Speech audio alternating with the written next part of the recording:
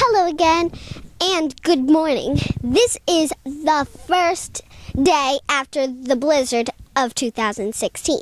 And if you're a 7-year-old like me, this is simply amazing. The total inches for BWI Airport is 29.2, making this the biggest snowstorm in Baltimore history. That's right, we made history. And I want to show you how much history before it starts to melt. Just look behind me at the beautiful art that nature has left behind. Awesome!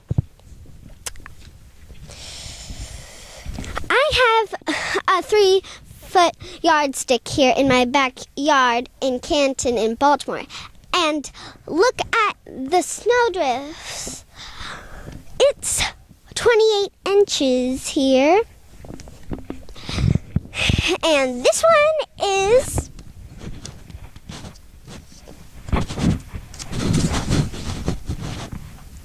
about 38 inches all the way down. And look at my neighbors. Way over 3 feet right here, maybe even 4. So this is fun. It's Sunday, so the grown-ups don't have to go to work today, but the rest of the week should be tough. But not for me. I'm going sledding. Bye-bye. Woo! Hi. Hello.